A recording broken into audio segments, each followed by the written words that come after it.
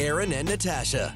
News and traffic. Mulcair and Mennie. It's all here in one big show. Wow. Montreal Now on News Talk Radio, CJAD 800. It's a big show. Sounds awesome. That is James Mennie. He is over at the Montreal Gazette as part of the big show. Jim, I sound like an ingredient. You do, yeah. Mennie and Mulcair. You mix that up a little bit of flour. You have a lovely throw a little cake. Mennie and Mulcair in there. You're an essential ingredient. Ingredient, yes. 350. Yeah, for 20 minutes and you're good to go. There you go. Okay, look, I think it's important right off the top. I know the Prime Minister was asked about this today. I think a lot of us are feeling very unsafe these days and worried that the Russians could invade at any minute. But I thought to allay your fears, ladies and gentlemen, Jim, here you go. Here's what the Prime Minister would like to reassure all Canadians.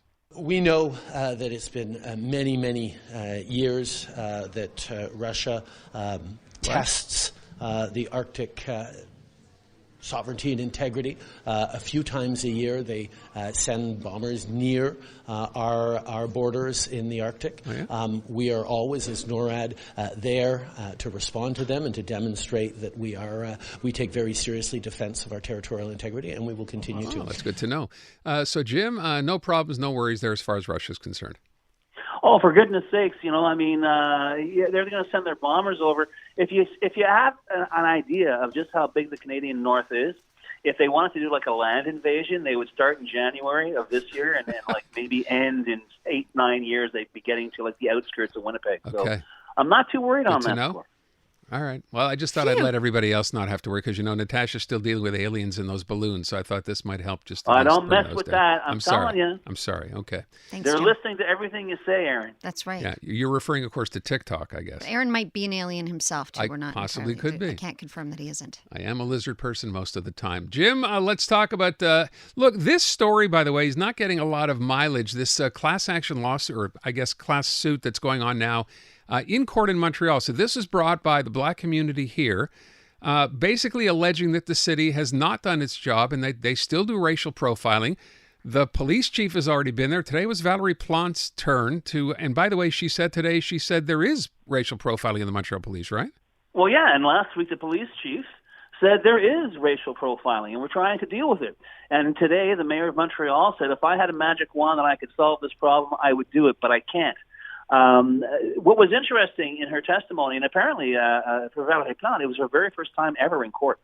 She was a little bit nervous, but it seems in her testimony she sort of found herself because she said, I believe that people who have been, how can I put it, who have suffered damages because of racial profiling should be compensated. However, she suggested to the lawyer who's representing the Black Coalition of Quebec, which is arguing this class action suit, that class action suits are not the way to do it. She says, and you have to understand, I'm responsible for, I'm the steward of the city's finances, and I don't think this is a great idea. They're looking at $17 million, which would be paid out to anybody who could prove, any racialized person who could prove that they were the victim of profiling, I think between 2019 and 2021.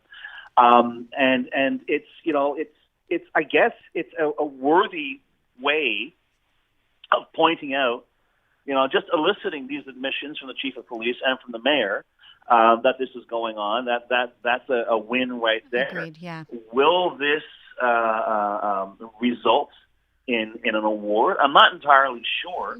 But once again, at least we're having the conversation, and but all that said as well, guys, come on. I think everybody knows this. The only people who are denying that this exists are people, unfortunately, who are in positions of great authority, i.e., like the Premier of Quebec, who has ordered his Justice Department to appeal a Superior Court decision that actually said random stops by police must be banned because they are used as a tool for racial profiling. The judge did not mince words on this, but they're taking that to appeal. And quite frankly, no matter what happens here, I suspect it too will be appealed.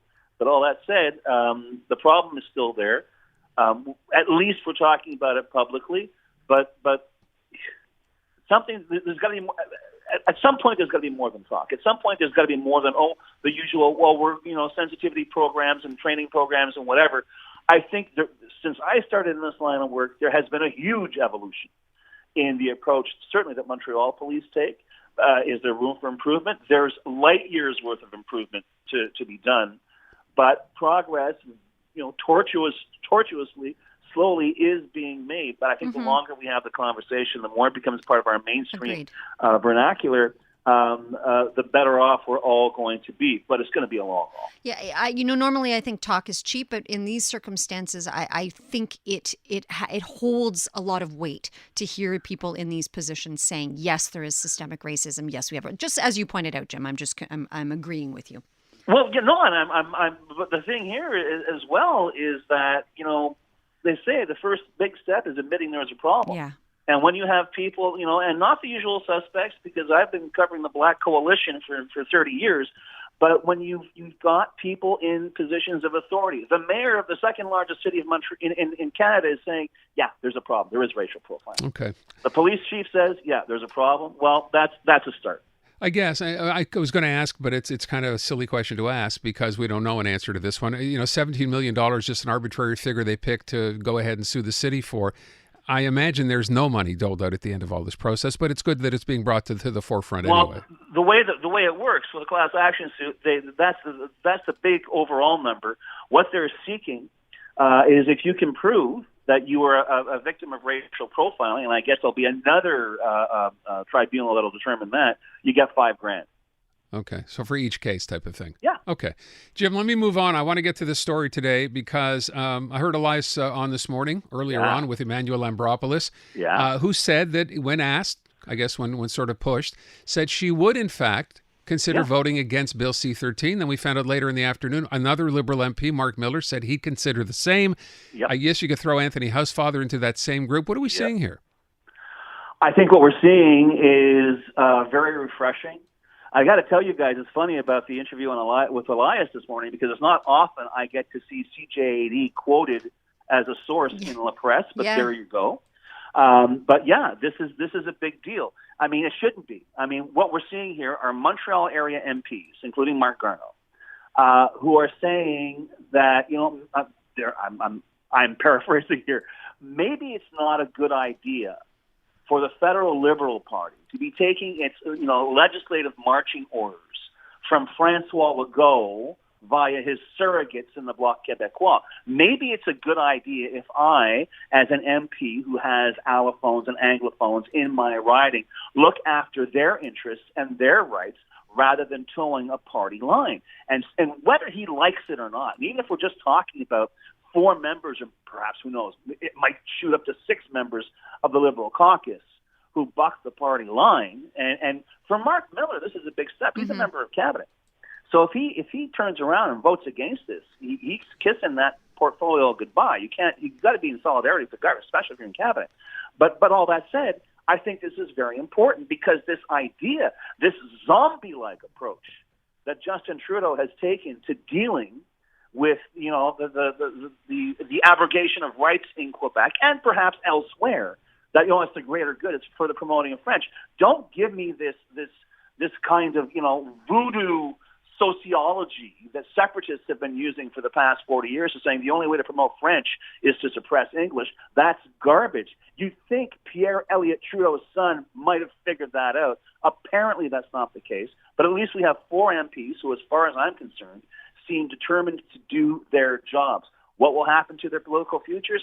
I don't know. But if it's negative, it certainly won't be because they didn't do their duty as duly elected officials. Can I ask the question, though? So I understand he has a cabinet position. That's different from just being a member. This idea about being able to vote your conscience, Jim, in a question like this, does that not become something the Liberal Party lets its members do? Oh, no. No. Occasionally there'll be a free vote. But in this particular instance, for this ridiculous so-called reform of the Official Languages Act, I'm pretty sure this is going to be a whipped vote. In other words, the party whip, who is basically the enforcer, goes around and says you've got to show up and you have to vote in favor. And once again, if they do not make this a whipped vote, it'll be made understood, that you have to vote with the party line. It's clear we have 4 people who have no intention of doing that. And it'll be interesting to see what the fallout is going to be. But quite frankly, I think that given recent polls, I mean, the Liberals may be leading in Quebec, but that's because a lot of their support is stacked up in Montreal. I wouldn't run around trying to alienate that center of support in Quebec by essentially trying to kowtow to Quebec regions, which would probably never vote for you in a million years anyway. It's a dumb move. It's a dumb policy. And I'm just glad that there seems to be at least 4 Liberal MPs who are not afraid to point that out. James Mennie of the Montreal Gazette. Thank you, Jim. Adam.